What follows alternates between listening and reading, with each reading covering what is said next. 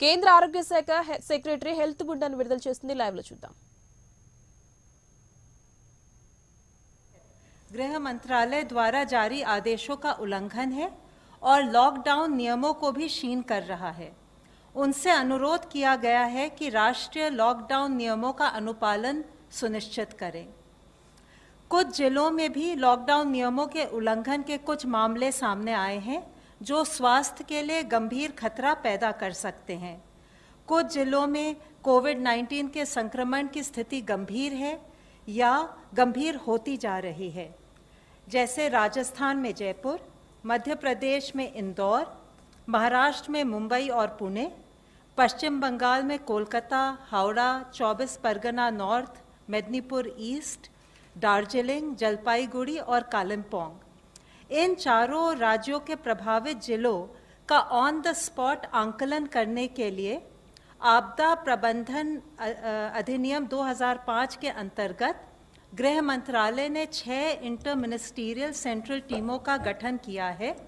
ये टीमें अपने निर्धारित स्थान पर पहुंच चुकी हैं। इन टीमों का भारत सरकार के एडिशनल सेक्रेटरी के स्तर के अधिकारी लीड कर रहे हैं। प्रत्येक टीम में 6 सदस्य हैं, जिनमें एक सीनियर पब्लिक हेल्थ स्पेशलिस्ट तथा नेशनल डिजास्टर मैनेजमेंट अथॉरिटी के एक सीनियर अधिकारी भी शामिल हैं। इस प्रकार गृह मंत्रालय का यह प्रयास है कि उपलब्ध एक्सपर्टीज को जितना मुमकिन हो सके उतना राज्यों के साथ साझा करें, जिससे कि लोक हित में सबकी मदद हो सके। ये टीमें हॉटस्पॉट एरियाज, हेल्थ और मेडिकल इंफ्रास्ट्रक्चर के प्रबंधन और आपदा प्रबंधन के मुद्दों पर राज्य सरकारों का सहयोग करेंगी तथा लॉकडाउन नियमों के अनुपालन के अलावा आवश्यक वस्तुओं की आपूर्ति, सोशल डिस्टेंसिंग के अनुपालन, स्वास्थ्य सुविधाएं, स्वास्थ्य कर्मियों की सुरक्षा, गरीब एवं श्रमिकों के लिए राहत शिविरों की स्थिति आदि पर अपनी रिपोर्ट देंगी।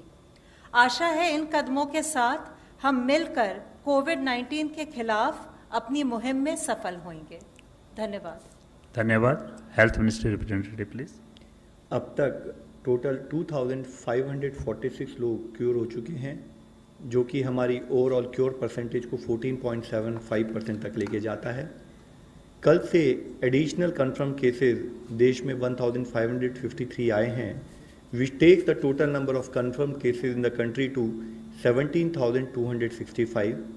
लास्ट 24 आवर्स में 36 न्यू डेथ्स भी रिपोर्ट हुई हैं। माननीय स्वास्थ्य मंत्री जी ने कोविड-19 मैनेजमेंट की तैयारियों की समीक्षा के तहत कल Rajiv Gandhi super speciality hospital का दौरा भी किया। उन्होंने फ्रंटलाइन वर्कर्स के एफर्ट की तारीफ की, कहा कि आज जो हमारा इंक्रीज रिकवरी रेट आ रहा है वह हमारी क्वालिटी ऑफ केयर को रिफ्लेक्ट करता है।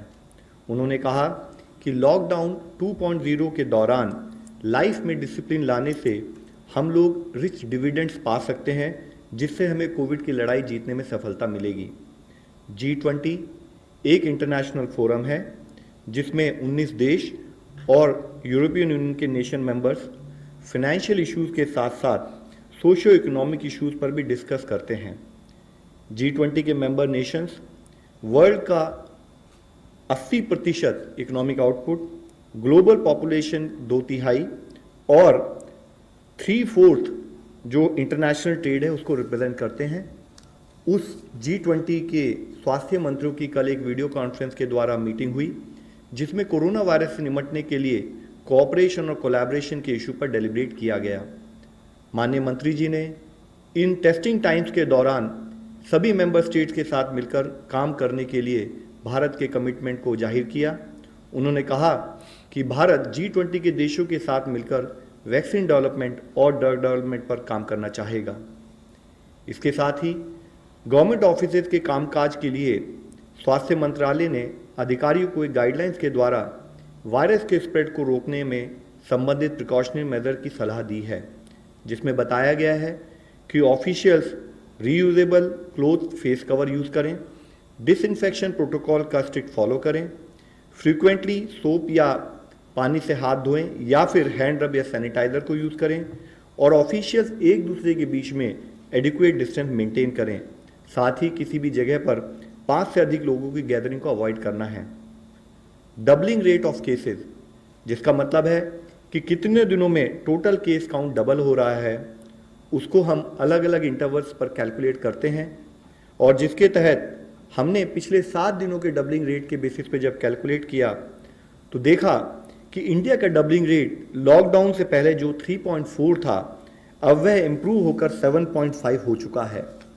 और इससे संबंधित और भी एक अच्छी न्यूज़ ये है कि अगर हम 19 अप्रैल तक का डेटा लें तो इस नेशनल एवरेज के तहत 18 स्टेट्स में नेशनल एवरेज से बेटर परफॉर्मेंस और बेटर इंप्रूवमेंट नोटिस किया गया है, जिसमें कि दिल्ली में डबलिंग रेट 8.5 डेज है, कर्नाटका में 9.2 डेज है, Telangana 9.4 days, Andhra Pradesh 10.6 days, Jammu Kashmir 11.5 days, Punjab 13.1 days, Chhattisgarh 13.3 days, Tamil Nadu 14 days और बिहार 16.4 डेज।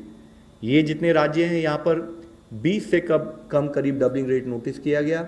इसके साथ ही कुछ राज्यों में 20 से 30 के दिनों में भी डबलिंग रेट नोटिस किया गया, जो उनकी परफॉर्मेंस को दर्शाता है, जिसमें अंडमान निकोबार 20.1 है, Haryana 21 days, Himachal Pradesh 24.5 days, Chandigarh 25.4 days, Assam 25.8 days, Uttarakhand 26.6 days, Ladakh 26.6 days.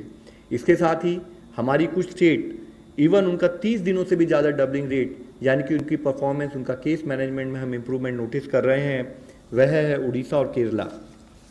मैं ये एक बहुत अच्छी हार्टनिंग न्यूज़ के रूप में आप लोगों के सामने प्रस्तुत करना चाहूँगा और राज्य और जिला स्तर पर जो हमारे कोविड के फील्ड वॉरियर्स काम कर रहे हैं इस विषय में, उनको धन्यवाद देना चाहूँगा। It is however we would also like to point out कि हम एक लड़ाई में हैं, हम एक बैटल में हैं और हम आराम नहीं कर सकते। एक भी दिन की हमारी विफलता या एक भी व्यक्ति की विफलता हमारे इस QA रिजल्ट को, परिणामों को नेगेट कर सकती है और इसलिए ज़रूरी है कि हम सारी गाइडलाइंस का यूनिफॉर्म इम्प्लीमेंटेशन करें। हमें कुछ और राज्यों से अच्छी खबरें भी आ रही हैं, जैसे गोवा के सभी पेशेंट्स को रिकवरी के बाद हॉस्पिटल से डिस्चार्ज कर दिया गया है। अब गोवा में कोई भी एक्टिव केस नहीं है। इसी तरीके से जैसे कि कल आप लोगों की दृष्टि में लाया था, माही और कोडगू, इन दोनों जिलों में जहां पर कि पिछले 28 दिनों से कोई केस नहीं आया था, उसमें एक और जिला जुड़ गया है, वह है पौड़ी गढ़वाल उत्तराखंड से। साथ ही टोटल 59 डिस्ट्रिक्ट्स हैं 23 स्टेट और यूनियन टेरिटरीज से, जहां पर पिछले 14 दिनों से कोई केस नहीं आया है, जिसमें 6 नए जिले जुड़े हैं। वह हैं डूंगरपुर और पाली राजस्थान से, जामनगर मोरबी गुजरात से, नॉर्थ गोवा गोवा से, गोमती त्रिपुरा से। और इससे संबंधित हम आप लोगों से रिक्वेस्ट करना चाहेंगे कि फिर भी हमें हर तरीके से सतर्क रहने की आवश्यकता है।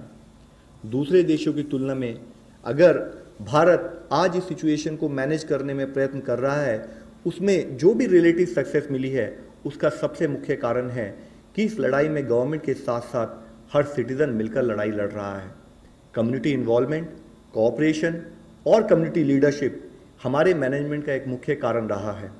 माननीय प्रधानमंत्री जी की अपील के तहत देश का हर नागरिक इस लड़ाई में जुड़कर लड़ रहा है, फिर चाहे वह लॉकडाउन का इम्प्लीमेंटेशन हो या सोशल डिस्टेंसिंग से रिलेटेड बिहेवियर चेंज हो, कंटेनमेंट जोन में लॉकडाउन का स्ट्रिक्ट इम्प्लीमेंटेशन हो, कॉन्टैक्ट ट्रेसिंग और सर्वेलेंस से हम हेल्थ वर्कर्स का सहयोग करते रहें और हर तरीके से फील्ड स्थाई पर पेशेंट मैनेजमेंट पर फोकस कर हम मॉर्टैलिटी को अवॉइड करें, यह हमारा प्रयत्न होना चाहिए।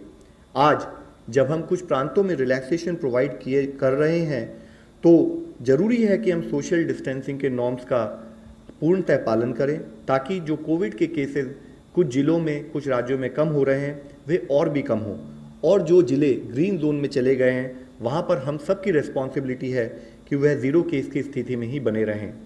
हम सभी को पता है कि इस बीमारी की कोई अभी तक वैक्सीन नहीं है। इसकी अब केवल एक ही वैक्सीन है जो हमें सबसे ज़्यादा इफेक्टिव सपोर्ट करती है, वह है सोशल वैक्सीन यानी सोशल डिस्टेंसिंग। इसीलिए फिर आप लोगों से विनती है, आपके द्वारा सबसे विनती है कि काइंडली हमें सपोर्ट करें कि सोशल डिस्टेंसिंग और प्रिवेंटिव गाइडलाइंस का पालन देश का हर व्यक्ति एक जिम्मेदारी के रूप में करता रहे और बिहेवियरल चेंज के रूप में अपनी ज़िंदगी में अपनाएं, ताकि हम इस लड़ाई से जीत सकें। धन्यवाद। Now, online question for ICMR. The Rapid antibody tests have come under scanner world over for quality issues. Did ICMR conduct batch-wise quality tests before dispatching them to states, as certain states have raised concern about their quality?